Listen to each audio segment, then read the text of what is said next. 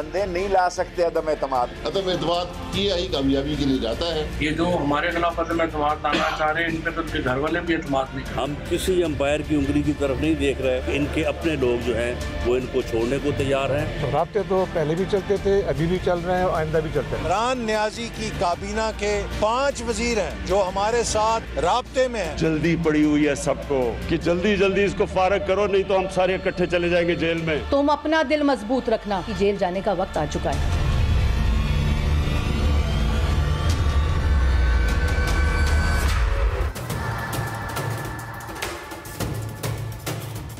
Welcome to news line. मैं हूं doctor Maria Zulfiqar Khan.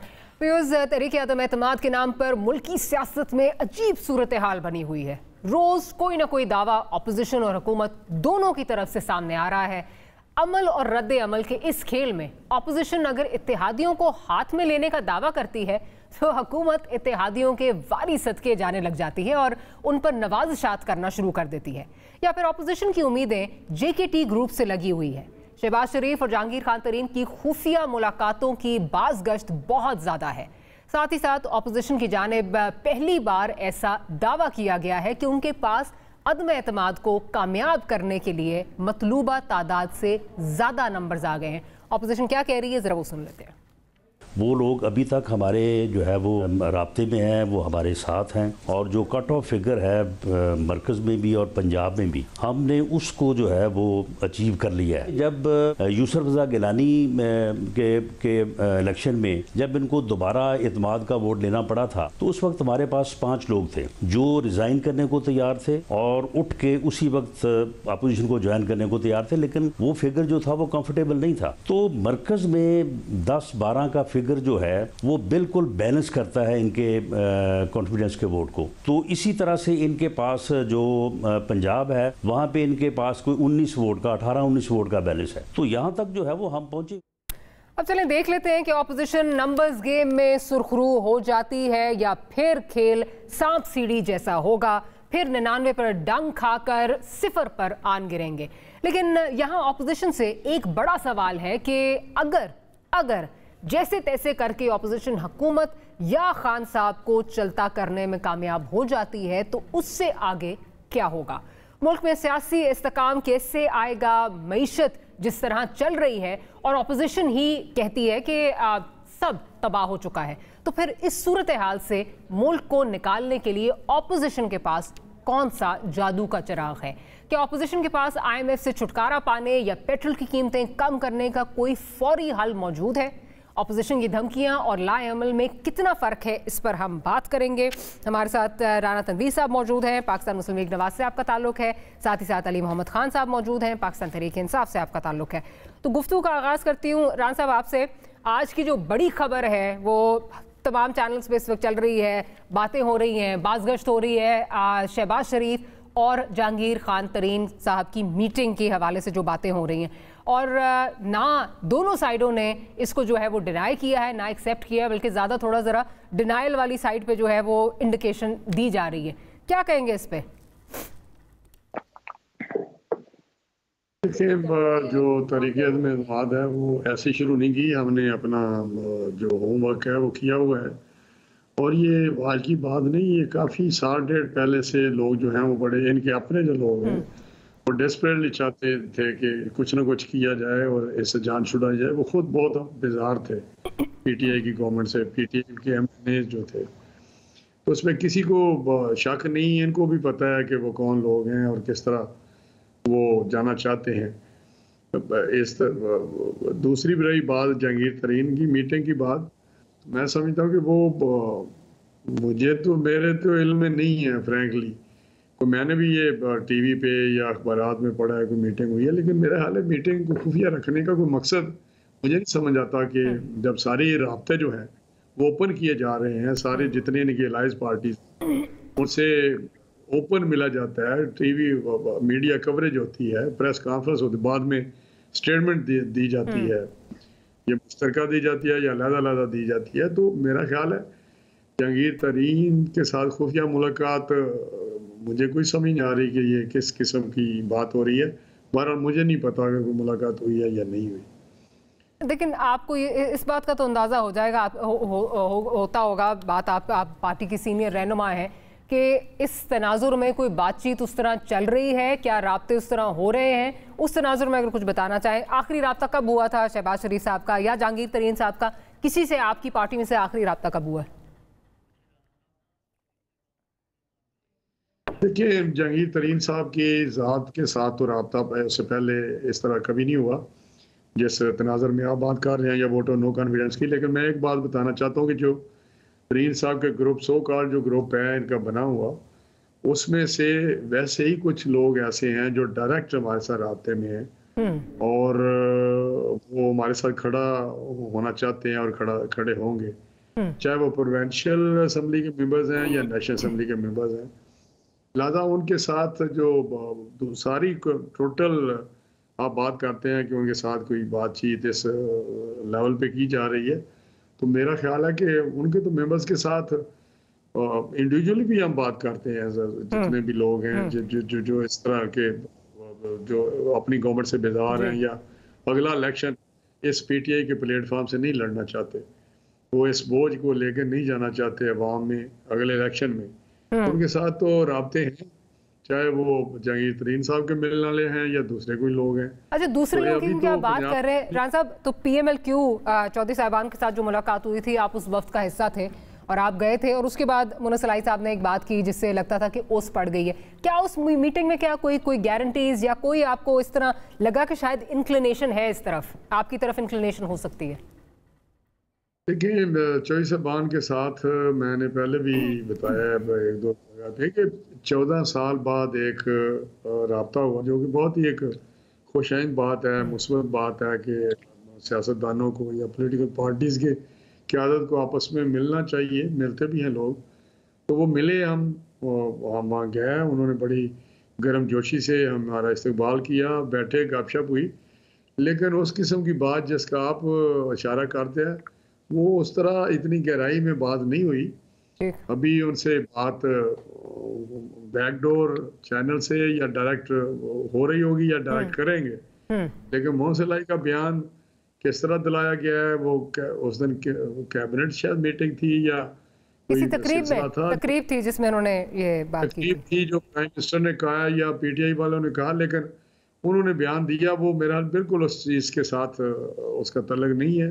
अगर PMLQ फैसला करेगी, क्योंकि एक चीज़ मैं आपको बताऊं मारिया, वो एक चीज़ हमने महसूस की थी, और सारे जो जितने इनके लाइज हैं या जो वो इनके MNAs हैं, जो इनसे इनकी पॉलिसियों से, इनकी गवर्नर से, मिस गवर्नर से बेजार हैं। एक चीज़ हमने देखी क्यों के हवाले से मैं कहता हूँ कि वो अक्सर बयान भी देते हैं कि ये जो इनकी पॉलिसीज हैं वो अवाम को इतनी अवाम में आज भी अवाम उससे बेजार है, तो लिहाजा वो चाहते हैं कि कोई आइंदा इलेक्शन में ये बोझ उठा के हम इनका जो सर आइंदा इलेक्शन में बोझ तब तक वो उठाएंगे, उन्होंने तो साफ कह दिया, जब तक रियासत उनके साथ खड़ी है।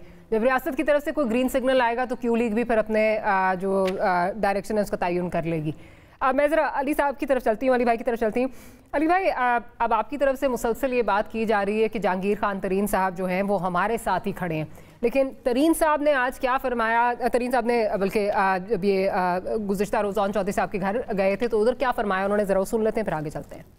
इसमें ज़रूरी था कि हम सब लोग मिल के बैठे। मुल्क के हालात सियासी तौर पे भी गर्म है और अनकरीब फिर इंशाल्लाह हम लोग इकट्ठे होंगे और आइंदा जिस तरह के हालात होंगे उसके हिसाब से अपना फैसला करेंगे। हम सियासी लोग हैं, हम हर एक से रब्ता रखते हैं, तो रब्ते तो पहले भी चलते थे, अभी भी चल रहे हैं और आइंदा भी चलते रहे। अगर नो कॉन्फिडेंस आती है तो जहांगीर तरीन और उनके साथी इमरान खान और उस्मान बुज़दार के साथ खड़े होंगे? अभी तो ये कबल वक्त है, क्योंकि अभी तक कोई टेबल नहीं किया गया नो कॉन्फिडेंस मोशन, तो अब हमें नहीं मालूम कि ये आएगा भी सही कि नहीं आएगा। अगर ये आएगा उस वक्त हम बैठ जाएंगे सब तमाम हमारे से तमाम लोगों के राब्ते हैं और रब्ता किया लोगों ने, हमारी अपनी पार्टी भी हमसे राब्ते में है। क्या इमरान खान को तरीन ग्रुप से घबराने की जरूरत है? खान साहब को मैं सिर्फ गुजारिश है, ये मईशत जो है ना उसके ऊपर तमाम फोकस होना चाहिए। अच्छा अली भाई, अब इस बयान को आप किस तरह देखते हैं? अगर उन्होंने वाकई अपना वजन आपके पलड़े में डालना होता या PTI के पलड़े में डालना होता तो वो ये कह देते, लेकिन उन्होंने जो है वो कैटेगोरिकली ये बात नहीं की। और यही मैं बात कर रही थी पहले भी कि इंडिकेशन ज़्यादा जो है वो आ रही है कि ऑपोजिशन की तरफ टिल्ट जा रहा है तरीन ग्रुप का, क्या कहेंगे इस पे? बिस्मिल्लाहिर्रहमानिर्रहीम, अल्लाहुम्मा सल्लि व सल्लिम मुबारक अला सय्यिदिना मोहम्मद। बहुत शुक्रिया जी। मेरे ख्याल में उन्होंने मिडिल ऑफ द वे बात की है। मेरे ख्याल में तो क्लियर कट बात उनको कह देनी चाहिए थी, क्योंकि जाहिर है तहरीक इंसाफ से उनके साथ जो मेंबरान का ताल्लुक है और वो इमरान खान साहब को जो मेंबर MNAs हैं अपना लीडर समझते हैं और हर मुश्किल में इमरान खान साहब के साथ खड़े रहे हैं। हाँ, अपने गिले शिकवे करते भी रहे हैं और वो एड्रेस भी होते रहे हैं, कुछ कम कुछ ज़्यादा। मैं समझता हूँ कि फ़िलहाल मैं तो कोई ऐसी कोई इमरजेंसी वाली सूरत हाल किसी तरह से भी नहीं देख रहा, ना तरीन ग्रुप की तरफ से। हालांकि मेरे ख्याल में उनको इस सवाल को उसी वक्त किल कर देना चाहिए था।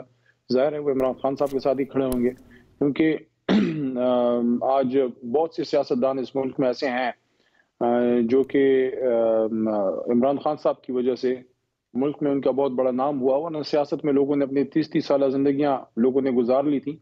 ये पाकिस्तान तहरीक इंसाफ की बरकत है कि बहुत से लोग जो हैं वो आज मुल्की सतह पे बड़े बड़े नाम बन गए हैं। उनमें बहुत से ऐसे भी हैं जिनको 2013 के इलेक्शन में पहली बार टिकट मिले। तो ये बरकत होती है किसी जमात की। एक ज़माने में पीपल्स पार्टी ने लोगों को टिकट दिए और यंग लोग आए और बड़े नाम वो बने। कुछ पुराने सियासतदान भी आए जो कोई इतने बड़े नाम नहीं थे, फिर पीपल्स पार्टी में आने के बाद उनका नाम बना, कुछ अरसे रहे। लेकिन ज़ाहिर है जब पार्टी अपने उससे हटती है, जब पीपल्स पार्टी अपने वर्करों को जिसने छोड़ा और पीछे हटी, तो आज आप उसको देख लें एक इलाकाई जमात बन गई है। चाहे कोई कुछ भी कहे, आज पीपल्स पार्टी एक फेडरल जमात नहीं है, ना ही मुस्लिम लीग नून है। हालांकि नदरन पंजाब में और सदरन सेंट्रल पंजाब में नून लीग की अच्छी ठीक ठाक वहां पे प्रेजेंस है। लेकिन अगर आप देखें तो सदरन पंजाब, जनूबी पंजाब, सिंध, कराची, खैबर पख्तूनख्वा और आप बलूचिस्तान देख लें और अब कश्मीर और GB सारा इनके हाथ से गया है। वजह क्या थी? वजह यही थी कि अपने आप को एक जगह से सेल्फ सेंट्रिक कर लेना। बहरहाल to cut the long story short, मैं समझता हूँ कि अपनी ये कोशिश कर लें, आखिर में शायद इनके अपने ही बंदे कम निकलें। अच्छा, लेकिन अली भाई आपने भी ये बात की और मेरा भी यही सवाल है। जिस तरह आप कह रहे हैं कि जाहिर है उनको कैटेगोरिकली कहना चाहिए था कि वो खान साहब के साथ खड़े, उन्होंने बात नहीं की, तो आपका क्या ख्याल है कैटेगोरिकली उन्होंने बात क्यों नहीं की? जिस तरह आप भी कह रहे हैं मिडिल में रह के वो खेले हैं, तो दैट मीन्स कि दूसरी साइड पे भी वोट जा सकता है उनका। नहीं, उसका देखें, उसका इम्कान नहीं है, क्योंकि इतना उन सबको पता है, हम सब इसको जानते हैं कि आज आप देख लें हमारे एक साबिक बड़े मेन रहनुमा, नाम मैं नहीं लूंगा, मुल्तान से उनका ताल्लुक है, मेरे लिए हमेशा काबिल एहतराम रहे, गए वापस नून की तरफ। लेकिन आज उनकी क्या सूरत हाल है? तो हर आदमी अपनी जमात में ही उसकी इज्जत और वक़ार होता है। हाँ, आपके मसले मसाइल रहते हैं, वो आपको अपनी जमात के अंदर रहते हुए हल करने चाहिए। और अल्लाह भी फरमाता है, कुरान में एक आयत का मफहूम है कि जो इंसान का एहसानमंद नहीं बनता वो मेरा भी नहीं बन सकता। यानी मतलब ये है कि जिसकी वजह से आप कुछ बने हो, लेकिन तो आप वो एहसान रखते हैं। तो मैं तमाम जितने भी PTI टिकट पे पास होने वाले MNAs हैं, मैं ये बात करना चाहूंगा कि उनके गिलेशियर को अपनी जगह, लेकिन लीडर वो इमरान खान साहब को ही मानते हैं। असल में तो लेकिन कतकलामी की माफी अली भाई, एक दूसरे पे इल्जाम आपकी बात ठीक है, लेकिन आप ये खुद एक पेज पे नहीं है। लेकिन माइंड यू, ये सारे वो लोग नहीं हैं जो इमरान खान की वजह से इलेक्शन जीते थे। इनमें से बहुत इस तरह के जो इंडिपेंडेंट्स हैं, जो तरीन साहब के जहाज में सफर करके जो है वो PTI में आए, अपना वेट PTI में डाला, जिसकी वजह से आप हुकूमत बना सके। तो जो आप हाशमी साहब का कंपैरिजन कर रहे हैं और इनका जो कंपैरिजन कर रहे हैं, there is no comparison, because ये इंडिपेंडेंट्स थे, ये तो उस कैटेगरी में फॉल नहीं करते थे। इन्होंने तो बल्कि इमरान खान साहब की कैटेगरी में पलड़े में अपना वेट डाला और उससे आपने हुकूमत बनाई, उनका फायदा पहुंचाया। देखें, ये नहीं मैटर करता कि कौन किस गाड़ी में आया है, कौन किस रेल में बैठ के आया है, जहाज में बैठ के आया है। आमदोरफ्त की सवारी मैटर नहीं करती, जो मैटर करता है वो लीडर। इंडिपेंडेंट इलेक्शन जीत के आए थे वो इमरान खान, नहीं इमरान खान साहब का नाम पे इलेक्शन नहीं जीत के आए। ताल्लुक रखने वाले लोग हैं, वो अपने जो उनके जनूबी पंजाब के इशूज थे उस पर इकट्ठे हुए। इमरान खान साहब ने उनको अपनी मफादात या जो अपने इलाके के मफादात हैं, लोगों के मसाइल हैं, जो लोगों के दरीना मसाइल मुस्लिम लीग नून नहीं हल कर सकी, उसको जो जनूबी पंजाब की हमारी लीडरशिप है वो समझते हैं और आज भी समझते हैं कि इमरान खान साहब भी उसको हल करेंगे। और उस सिलसिले में हम इब्तिदा भी कर चुके, जो हमने वहाँ उनको सेक्रेटेरिएट दिया जनूबी पंजाब को। इंशाल्लाह जल्द जो उनकी मेन डिमांड है जनूबी पंजाब के सूबे की, वो भी अल्लाह के करम से पूरी हो जाएगी। तो वो इमरान खान साहब नहीं होते, आप इनसे पूछ लें मुस्लिम लीग नून में कितने लोगों के एक दूसरे से गिने, मियां साहब 8-8 महीने मिलते नहीं थे। अली भाई, तो उसका मतलब ये तो नहीं है कि वो मियां साहब। अली भाई, मुझे पता है ना कि आप बहुत माहिर हैं चीज को जो है वो घुमाने में, मुझे पता है कि आप ये करते हैं। मैं बार बार वही बात कर रही हूँ कि ये लोग वो नहीं है जो इमरान खान की लीडरशिप के अंडर जो है under the banner of PTI election जीत के आए थे। ये एक बहुत बड़ी जो है वो डिफरेंस है। ये खुद इलेक्शन जीते हुए थे और ये फिर आपकी पार्टी में जो है इन्होंने शमूलियत इख्तियार की। और तरीन ग्रुप का प्रेशर तो है, अदरवाइज आप FIR से पीछे ना हटते, ये ब्लैकमेलिंग है। उसके बाद जो है अब ये कहा जा रहा है कि बहुत सारे जो इत्तेहादी हैं उनको स्टेट मिनिस्टर बना रहे हैं, कैबिनेट का साइज जो है वो एक्सपैंड कर रहे हैं। इवन डेवलपमेंट फंड्स की बात हो रही है, डेवलपमेंट फंड्स आप देने जा रहे हैं जिसके आप सख्त खिलाफ थे। बहादुराबाद भी तशरीफ ले जा रहे हैं प्राइम मिनिस्टर साहब रशिया से वापस आने के बाद। बिल्कुल जाना चाहिए, आपको अपने एलाइज के पास जाना चाहिए। मैं तो कहता हूँ कि हम पहले हमें ज्यादा जो है माजी में नहीं गए ना इन पिछले 3 सालों में, 4 सालों में। आपकी अंडरस्टैंडिंग आपस में बेहतर होनी चाहिए। कोalition गवर्नमेंट होती इसीलिए है। देखिए, कोalition गवर्नमेंट में ही तो आपकी सियासी जितनी पुख्तगी है उसका पता चलता है। और मैं समझता हूँ कि लोग एक्सपेक्ट नहीं कर रहे थे हमसे। देखिए, मियां साहब, नवाज शरीफ साहब की मैं बात करूँ, शहबाज साहब की नहीं, नवाज शरीफ साहब को देखें, इवन जो 90 की हुकूमत थी, लेकिन 97 बिलखुसूस और 2018 भी बिलखुसूस, हर दफा उनको 2 तिहाई मिली। 2 तिहाई मिलने के बावजूद अपनी पावर को संभाल नहीं सके। और यहाँ देखें हमारे एक्सपीरियंस क्या बता रहा है। हमें जिंदगी में ये दूसरी हुकूमत मिली है। पहली हमें 2013 में खैबर पख्तूनख्वा में थिन मेजॉरिटी, हमने कोalition गवर्नमेंट 5 साल निकाल के एक लैंडमार्क अचीवमेंट्स ली। ये भी आपकी कोalition गवर्नमेंट है, थिन मेजॉरिटी के साथ अभी तक अल्लाह की करम से 4था साल चल रहा है। बट चले, मैं राना साहब की तरफ चलती हूँ, लेकिन ये ज़रूर कहूँगी कि नवाज शरीफ साहब का माजी का दौर जो है वो अपनी जगह, लेकिन इस दफ़ा 2018 से लेके 2022 में हम आ गए। एक मेंबर आप उनका जो है वो तोड़ नहीं सके। PMLN नहीं टूटी despite all that's going on. In fact जब एक कैंडिडेट उनकी टिकट छोड़ के, डाहा साहब की जो वाइफ हैं, जब वो आपकी टिकट पे आती हैं तो वो इलेक्शन हार जाती हैं। ये भी जो है ये हकीकत है। राना साहब की तरफ चलती हूँ। राना साहब, इस वक्त जो लग रहा है कहीं ऐसे तो नहीं है कि इत्तेहादी जो हैं सारा फ़ायदा वो ले जाएंगे और आपके पल्ले कुछ नहीं रहना? क्योंकि आज का भी बयान जैसे चौधरी वजाहत साहब का है वो देख लें। उन्होंने कहा जी 10 दिन के लिए हम मॉनिटर करेंगे कि अगर पेट्रोल की प्राइसेस नीचे नहीं आई तो हम उसके बाद अपना लाहे अमल जो है वो डिसाइड करेंगे। लाइकवाइज MQM भी कह रही है, अब तो मतलब MQM कह रही है जी जो मिनिस्ट्री हमारे पास है वो भी वापस ले लो, हमें और नहीं चाहिए। तो लग ये रहा है कि हुकूमत पीछे होगी कि आप ले लें और आप आ जाएं और इत्तेहादी आगे आगे होंगे। कहीं इत्तेहादी आपके कंधे पे रख के बंदूक तो नहीं चला रहे, फायदा उनका तो नहीं हो रहा, रेट उनका बढ़ रहा है, वेट उनका बढ़ रहा है? देखिए, एक जो अली मोहम्मद खान साहब ने बात की है, मैं उनको थोड़ा सा बताना चाहता हूँ। कायक जो है वो 2018 का इलेक्शन की बात ना करें। 2018 का इलेक्शन जो था वो टोटली रिग्ड था, मैनिपुलेटेड था और मैनेज था। जो बाद में ज़मीनी इलेक्शन जितने भी हुए, चाहे वो KP की जिसकी मिसाल देते हैं, उसका रिजल्ट आपने देखा कि इनकी सीटें जो थी, जो इनकी अपनी सीटें थी, अगर किसी ने छोड़ी हैं या खाली हुई है तो वो उसके बाद हारे हैं वहाँ से। दूसरे भी जितने ज़मीनी इलेक्शन हुए आपने उनका रिजल्ट देखा। बल्दियात के कल KPK में इलेक्शन हुए हैं तो उसका असर आपने देख लिया जो हुआ है। तो इनका भी इंशाल्लाह जो भी इलेक्शन होंगे इनको पता चलता जाएगा।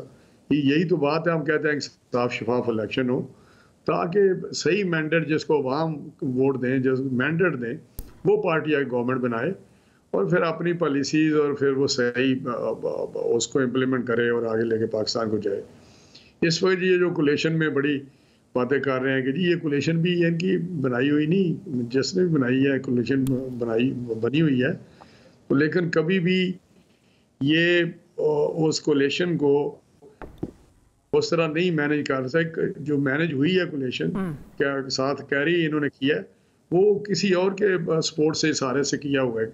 ये कोई ऐसी नहीं कि जी पुख्तगी सियासी, जितनी पुख्तगी है वो तो हमें नज़र आ गई है 3.5 साल में खान साहब की, जो उन्होंने कल्चर इंट्रोड्यूस किया, पॉलिटिकल कल्चर इंट्रोड्यूस जो किया है, जो उन्होंने तरीका हुक्मरानी का तर्ज अपनाया है, वो आपके सामने है। फाशिस्ट किस्म की इंतकामी कार्रवाइयाँ और एक ही बोगस और अनाद रख के हुकूमत करनी, वो मैं समझता हूँ कोई पुख्तगी सियासी नहीं है जिसका ये हवाला दे रहे हैं।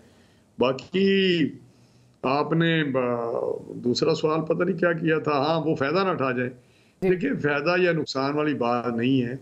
जो मैं महसूस कर रहा हूँ अलाइज से जो स्मेल हम कर रहे हैं, जो इनके इत्तेहादी हैं, वो इनका जिस तरह चौधरी वजाहत का आपने बयान का हवाला दिया, तो वो सारे इस इनके बोझ को, जो इन्होंने बोझ एक उठाया हुआ है, सियासी बोझ, जो अवाम इनसे बेजार हैं, हुकूमत इनसे चल नहीं रही, जराइम, नाइंसाफ़ी, हर तरह की इस वक्त जो अफरा तफरी या करप्शन के लूट मार का सिलसिला जारी है, तो वो समझते हैं कि इस हालात में अगर हम इलेक्शन में इसी तरह चले गए इनके साथ, तो फिर हमें भी शायद वोट लोग ना दें, क्योंकि इनको तो पीटीआई के तो वोट किसी ने नहीं देने, वो तो आपको सर्वे भी अब आ रहे हैं सारे। लेकिन सर माजी कतकलामी माफी रान साहब, माजी में भी देखें जब क्यू लीग का ताल्लुकात ठीक नहीं थे और फिर खान साहब पे एक टफ टाइम आया, खान साहब खैर गए, फिर लाहौर गए, वहाँ पे बड़े आज लोगों को वो ताना दे रहे हैं एग्जैक्टली उसी तर्ज पे वो खुद भी चले हैं कि जिस वक्त फिर याद आई उनकी मुश्किल वक्त में PMLQ की, तो वहाँ पे उनके घर गए और उसके बाद मुनसिलाई साहब की जो है वो मिनिस्ट्री भी आ गई वगैरह वगैरह। तो मैं उस कॉन्टेक्स्ट में बात कर रही हूँ कि क्या आपको नहीं लग रहा कि, और इस तरह होता है माजी में भी हमने देखा है कि जो इस तरह की कोलिशन गवर्नमेंट्स होती हैं, जब गवर्नमेंट पे टफ टाइम आता है तो वो फ़ायदा उठाते हैं, तो ये तो नहीं होगा कि आपको कुछ नहीं मिलेगा और सारा फ़ायदा इत्तेहादी उठा जाएंगे? आपकी बात बिल्कुल दुरुस्त है, मैं उससे इत्तेफाक करता हूँ कि लोग फ़ायदा उठाते हैं, और इस किस्म के हालात में जो आपने बात की ग्रुप्स होते हैं वो बिल्कुल फ़ायदा उठाते हैं, लेकिन इस वक्त तो फैसला उन्होंने करना है। आपने कौन सा कहा कि ये खान साहब जाएंगे तो इनको वो वापस भेज देंगे, लेकिन फैसला पॉलिटिकल पार्टीज़ ने करना है कि हमने आइंदा इलेक्शन में जो साल सवा साल रह गया है इनका, उसमें हमने किस तरह लोगों के पास वोट लेने जाना है। आखिर वो पॉलिटिकल पार्टीज़ हैं और बड़े एक्सपीरियंस्ड लोग हैं, बड़े पुराने लोग हैं, इलेक्शन लड़ते हैं, हुकूमतें की हुई हैं, उनको सब पता है डायनामिक्स का किस तरह इलेक्शनों में होता है। तो मैं समझता हूँ ये उनका अपना फैसला है, वो फैसले देने के लिए हो जाते हैं या फिर फैसला पॉलिटिकली अपना फैसला करते हैं। लेकिन एक मैं आपको बात बताऊँ, ये जो खान साहब का आपने बात की कि जिसके वो चीज़ बातें करते थे भाई, ये तो यू टर्न या अपनी बातों से हटना, मुकर जाना या उसके खिलाफ छोड़ के कंप्रोमाइज़ करना, मैं समझता हूँ कि उस वक्त बात थी। अब वो तो वजारतें, ये तो ऑफिशियल है ना कि एक्सपेंशन होगी, वजारतें बांटी जाएंगी, फंड दिए जा रहे हैं। अब तो वो काम जिनको ये गुनाह कबीरा समझते थे, अब किधर है कैबिनेट के जी 15 बंदों की कैबिनेट होगी, इस तरह होगा, गवर्नेंस इस तरह होगी, हम नौकरियां देंगे, वोट। आज मुझे किसी ने व्हाट्सएप भेजा, आई डोंट नो सही है गलत है, मंगोलिया का उसने शायद या किस मुल्क के मिनिस्टर ने कहा हाउसिंग ने कि मैं 1 लाख घर बना दूंगा। तो जब वो नहीं बना सका, 70,000 बने, 1 लाख नहीं बने, तो उसने प्रेस कॉन्फ्रेंस की और उसमें अपने आप को आग लगा ली। उसने कहा ना मैं बना सका तो मैं अपने आप को आग लगा लूंगा, तो उसने आग लगा ली। ये आया, पता नहीं गलत है सही है, मैंने तो देखा है। तो ये बातें जो है मैं समझता हूँ इसका साहब, इन बातों का साहब मारिया इलेक्शन में लोगों ने लेने हैं, लेकिन बिल्कुल इलेक्शन में लेने हैं। लेकिन जो आप लोग जैसे शायद का कानवासी साहब ने भी कहा कि जी अदम एतमाद जो है वो कामयाब होने के लिए लाई जाती है, और माजी में आपका गिला पीपल्स पार्टी से यही था, आप नहीं लाना चाह रहे थे बिकॉज आपका ख्याल था नंबर्स गेम में आपके पास पूरे नंबर्स नहीं है। अब आप समझ रहे नंबर्स आ गए, राना सनाउल्लाह भी ये बात कर रहे हैं। सवाल ये है कि अगर आप इत्तेहादी भी आपके साथ नहीं आ रहे, सेनेट जहां आपकी अक्सरियत है वहां पे भी आपको आपके 52 मेंबर्स हैं, उसमें से भी 28-29 जो हैं वो मौजूद होते हैं, बाकी कोई आता ही नहीं है। जहां आपकी अक्सरियत है वहां ये नहीं कर पा रहे, तो आप फिर इसको किस तरह कामयाब करेंगे? देखिए ये दो चीज़ों को गुड़मुड़ कर जाते हैं आप लोग। काफ़ी देर से हम इसको एक्सप्लेन भी कर रहे हैं। जो आम लेजिस्लेशन होती है उसमें और मामला होता है, गैर हाजिर होते हैं, तो इनके कौन से, इनके 49 है, इनके 29 नहीं होते। मारिया कभी आप हुकूमत, सिटिंग हुकूमत के बंदे 20 गायब होते हैं, तो अपोजिशन होती है, और फिर ये बड़े टैक्टफुली चेयरमैन साहब करते हैं वो रूल्स रेगुलेशन पार्लियामेंट्री नॉर्म्स के खिलाफ जाके, जब देखते हैं कि कोई 2-4 बंदे इनके लॉबी में गए हैं या बैलेट्स गए हैं, तो उधर वो बिल पेश कर देते हैं। मैं समझता हूँ ये किसी तरीके से भी इस लेजिस्लेशन को आप, उसकी सैंक्टिटी नहीं होती। ये क्या कर रहे हैं, ये तबाह कर रहे हैं ये सिस्टम सारे को। तो ये हमें ये ताना देना कि वहां पे आपके अक्सरियत है, बिल पास हो जाते हैं, फिर जो मैं बैठे हुए हैं अली मोहम्मद खान साहब, जब इन्होंने मिनी बजट लाए तो मुझे बताएं वहां पे इनके 2 दिन इन्होंने, ये तो एजेंडा इनके पास होता है पार्लियामेंट्री अफेयर के, ये स्टेट मिनिस्टर हैं। राना साहब की मेरा ख्याल है ऑडियो जो है वो फ्रीज हो रही है, हमें एक छोटी सी ब्रेक लेनी है, इसको ऑडियो को फिक्स कीजिए। Producer will be right back after this short break.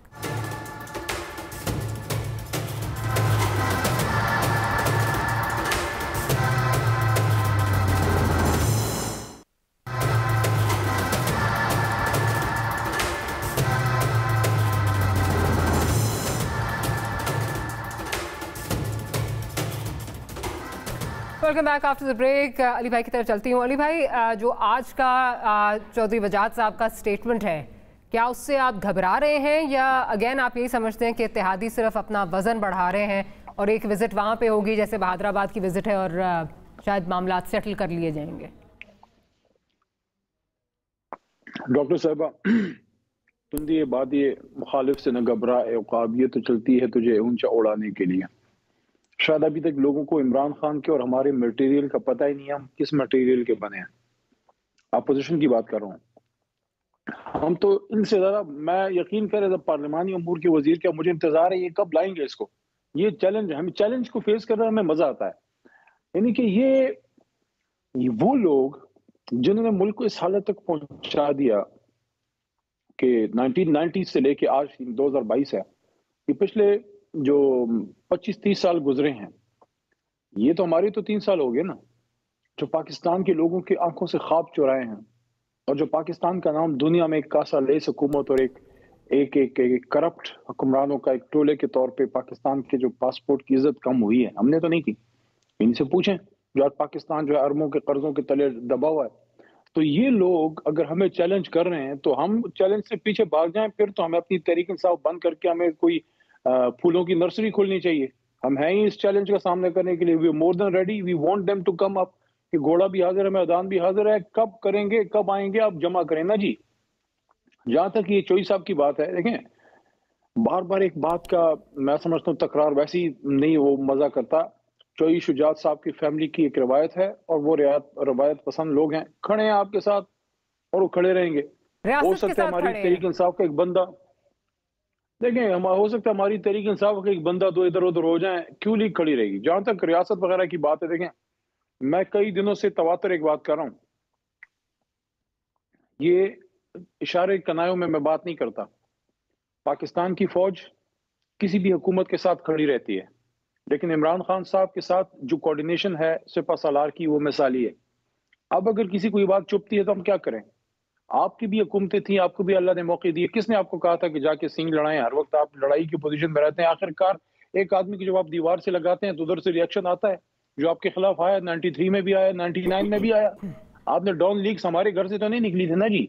Don leagues क्या थी? डॉन लीग्स यही थी जनाब कि सारा कुछ जो होता है हम लोग तो नहीं करते, कोई और करता है। तो ये चीजें जब आई, मैं आपको हल्फन लिखने के लिए तैयार हूं कि राना तनवीर साहब जैसे लोग और चौधरी निसार साहब जैसे लोग इन चीजों के साथ मुखालिफ थे कि ना करें आप इस तरह के काम, आप अपनी सियासी हुकूमत चलाएं।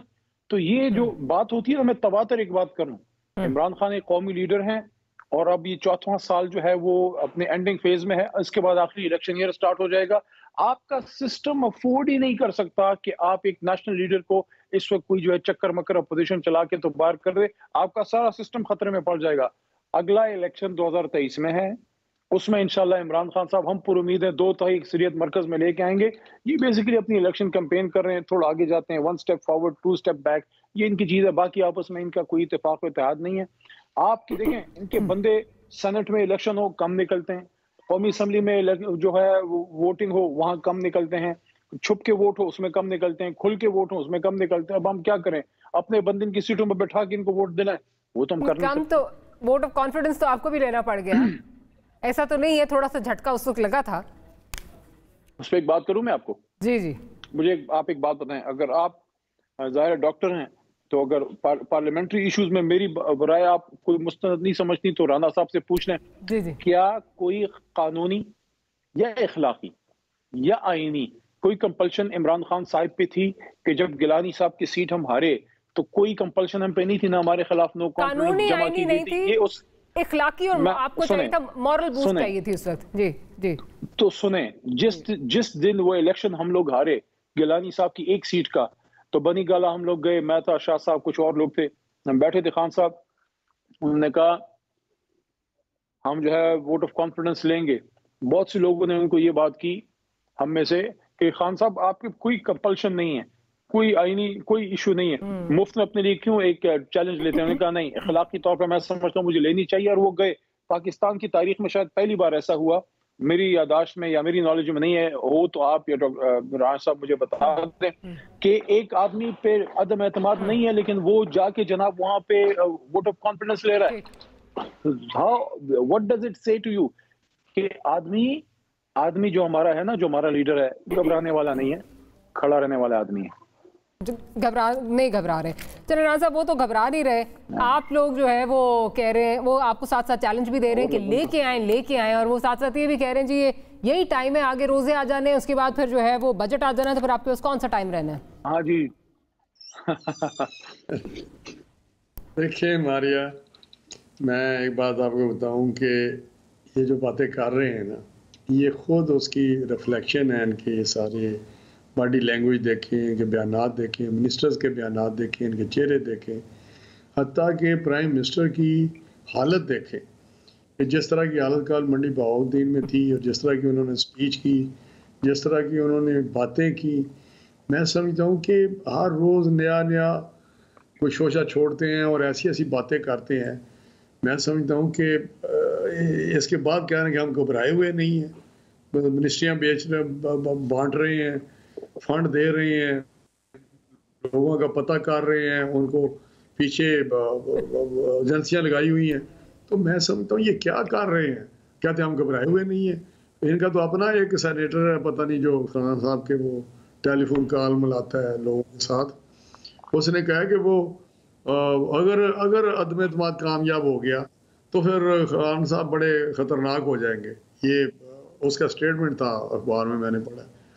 तो ये तो खुद समझता है कि अदम एतमाद का ये स्टेटमेंट आना, अगर वो हार गए तो इनका एक स्पोक्स पर्सन का, इनके एक मिनिस्टर का बयान ज़रा एनालाइज करें या देखें उनकी उस वक्त हालत, उनके चेहरों की जब वो बयान दे रहे होते हैं, तो आपको पता चल जाएगा घबराए हुए हैं या नहीं घबराए हुए। अब तो इनको समझ नहीं आ रही, अभी ये इनडायरेक्टली क्या खान साहब धमकी दे रहे थे कि देखें जी, इस वक्त अगर निकाला इधर उधर करके प्राइम मिनिस्टर निकाल दिया तो ये बड़ा खतरनाक काम होगा, इंस्टेबिलिटी आ जाएगी, और बड़ा सुन रहे थे ना आप। जी जी। तो हम तो ये कर रहे हैं ना, ये तो नहीं कह रहे कि हाँ हमें कोई नहीं निकाल सकता। एक सवाल का मुल्क के लिए नुकसान होगा, मुल्क को तो आपने बेड़ा गर्क कर दिया है। अली मोहम्मद खान साहब, आपने मुल्क का छुड़ा किया है, जो नुकसान और होगा। नुकसान को बचाने के लिए मुल्क को बचाने का काम कर रहे हैं।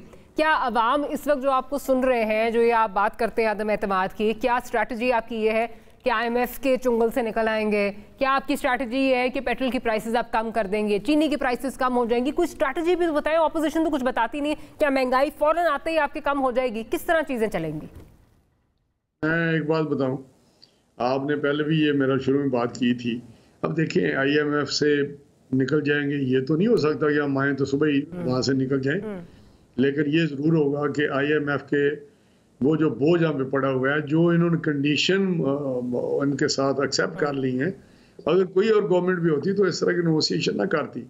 इतनी अपनी एक मजबूती के साथ नेगोशिएशन हम भी करते रहे हैं, हम IMF के प्रोग्राम हम भी लेते रहे हैं, लेकिन आपके सामने है। लेकिन ये बात करना कि पेट्रोल की कीमत कम हो जाएगी या प्राइसेस दूसरी रोज़मर्रा की ज़रूरियात यकीनन कम हो जाएंगी, और इमीडिएटली तो बेहतर गवर्नेंस के साथ, बेहतर एडमिनिस्ट्रेशन मैनेजमेंट के साथ, ये टोटल इसमें 20-30% तो मिस मैनेजमेंट है। ये जो बाहर का वावेला करते हैं, रोते हैं, या हर तरह का कहते हैं नहीं जी हर काम को बाहर, क्योंकि गंदम भी बाहर होती है, चीनी भी बाहर होती है, सब कुछ तो बाहर होता है। तो ठीक है, पेट्रोल तो बाहर होता है, लेकिन इधर जो चीज़ें होती हैं उनका जो यूरिया हम बना रहे हैं इधर, वो भी आप हशर देख ले, खाद का क्या किया हुआ है इन्होंने। तो मैं समझता हूँ कि मैं आपको ये यकीन से कहता हूँ कि जब ये जाएंगे, कोई नई गवर्नमेंट आएगी तो 20-25-30% चीज़ें इमीडिएटली नीचे आ जाएंगी प्राइसेस। बिल्कुल मैं आपको कह रहा हूँ। बाकी IMF वाला ये लॉन्ग टर्म बातें हैं और इंशाल्लाह वो बेहतर होंगी। और जिस तरह इन्होंने खराब कर दिया ये हालत, वो एक दिन वाली बात नहीं।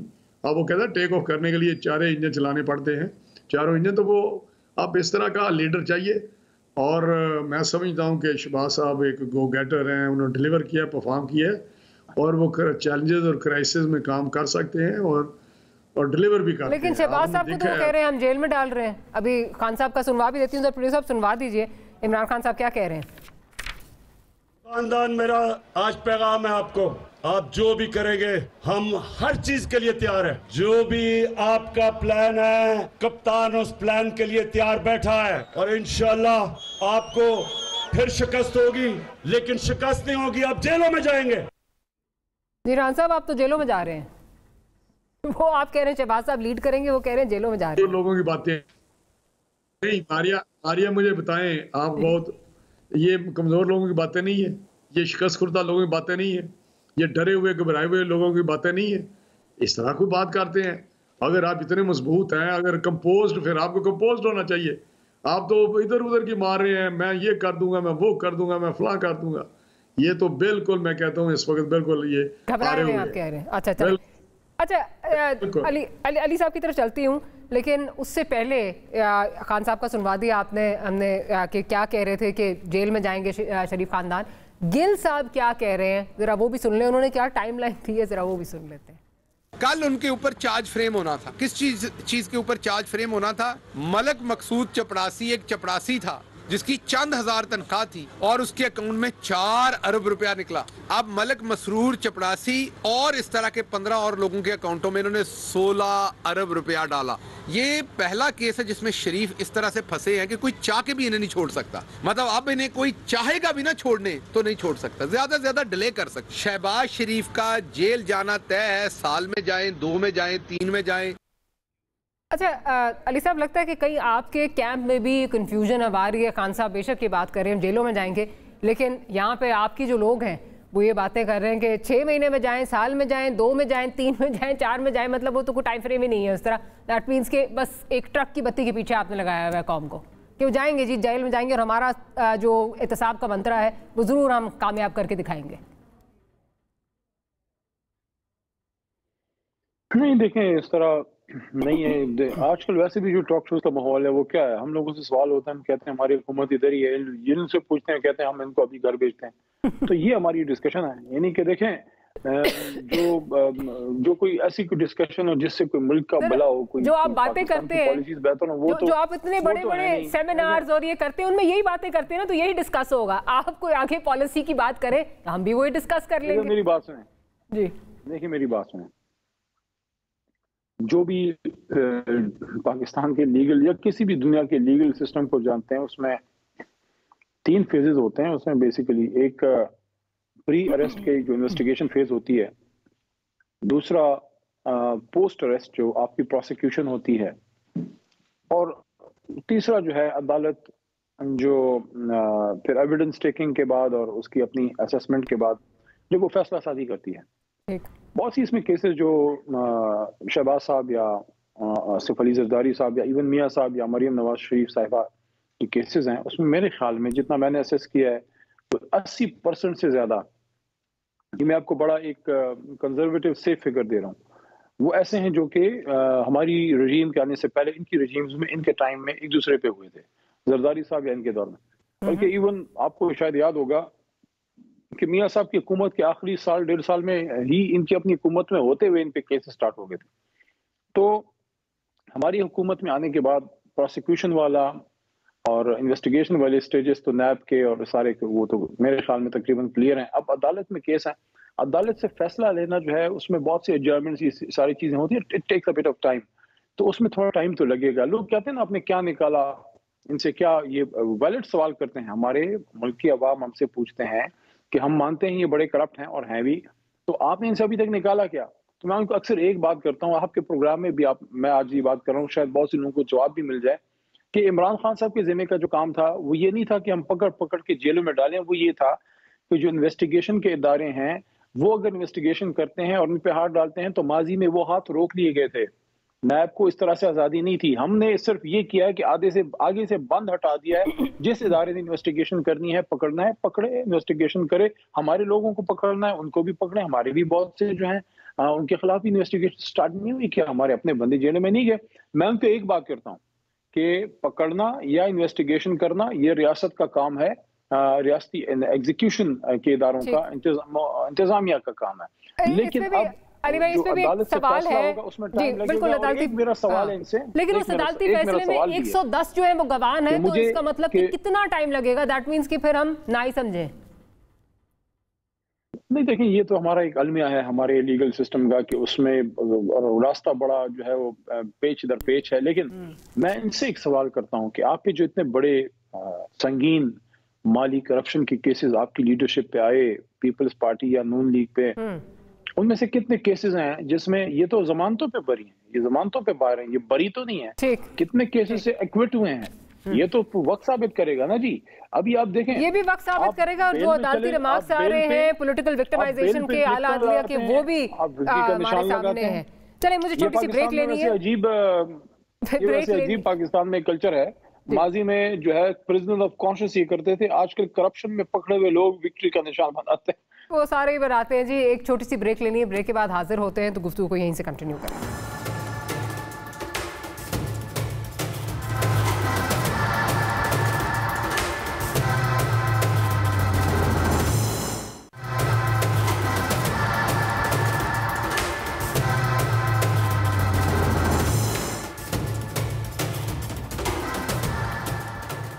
Welcome back after the break. Rana साहब की तरफ जाऊंगी। राना साहब, आपका पॉइंट ऑफ व्यू लेना चाहूंगी। फवाद चौधरी साहब की भी ट्वीट आई हुई है जिसमें उन्होंने कहा है कि जी वफाकी काबीना को 2 अहम कानून मंजूरी के लिए भेजे गए हैं।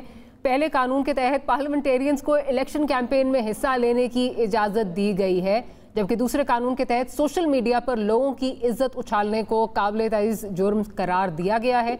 अदालतों को पाबंद किया जाएगा कि फैसला 6 माह में किया जाए। देखिए मारिया, ये दोनों अगर इनके ऑर्डिनेंस देखे तो ये बिल्कुल बायस्ड और रेगुलर हैं। ये इन्होंने अपने वेस्टेड इंटरेस्ट के लिए पॉलिटिकली मोटिवेटेड है। मुझे बताएं कि ये जो पार्लियामेंटेरियन का ना जाना इलेक्शन में, ये बड़ी एक पीछे इसकी थिंकिंग थी कि फेयर एंड फ्री इलेक्शन की ज़रूरी है कि वहाँ पे सिटिंग जो इन्फ्लुएंशियल पीपल हैं, वज़रा हैं, और उस वक्त खान साहब इंडोर्स करते थे इसको, और खान साहब इंडोर्स का, और हमने उस पर कभी भी कोई क्वेश्चन किया, कभी भी नहीं क्वेश्चन किया। भुगते हैं, वहाँ पे नहीं गए, अलहदा रहे हैं, हटके रहे हैं, नहीं गए। तो अभी क्योंकि KPK में इनको मसले पैदा हुए, कोई शो का नोटिस मिले, इलेक्शन कमीशन ने नोटिस दिए, आपको पता ही है, तो उसका इन्होंने ये क्या लोग हैं। मैं समझता हूँ इनको चीज़ें इस तरह नहीं होती, इस तरह ऑर्डिनरी या लॉ नहीं बनाए जाते कोई किसी एक खास मकसद के लिए।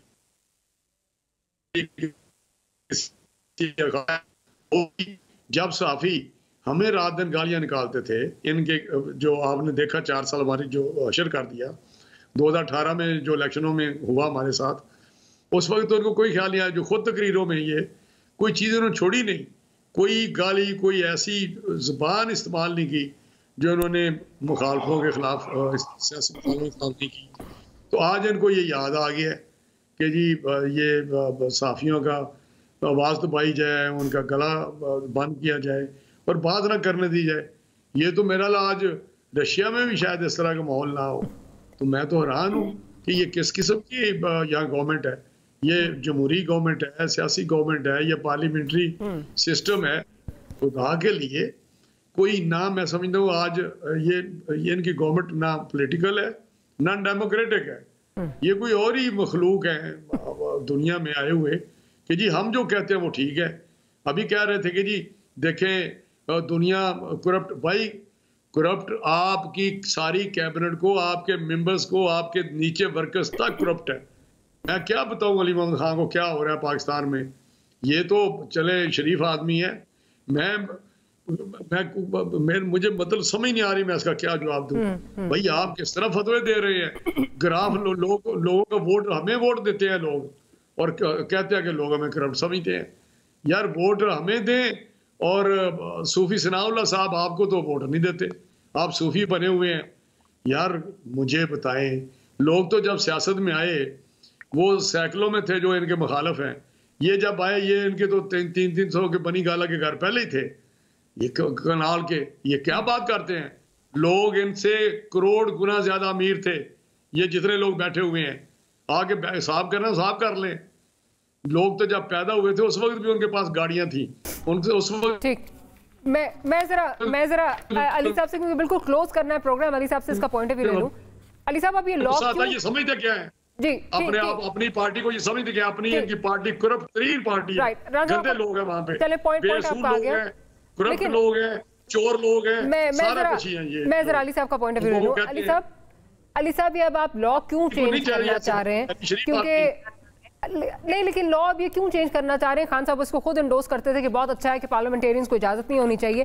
क्या जो सुबकी हुई है केपीके में, उसके बाद ये सोचा कि अब सिर्फ जो ट्रस्टेड लोग हैं, जिनको वजारतें दी हुई हैं, उनको ही जो है या पार्लियामेंटेरियंस ट्रस्टेड अपने मैदान में उतारे जाएं?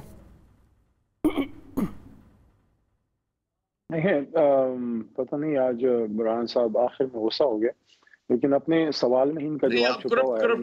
यार आप शरीफ आदमी क्यों ऐसा इस्तेमाल करते हैं? करप्शन के मोहरे ना आप तो ना लगाए आप। अच्छा मैं बात करूं आपकी इजाजत। तो बुरहान साहब ने फितवा जारी फरमाया, वो असल में हमारे हक में उन्होंने फरमाया।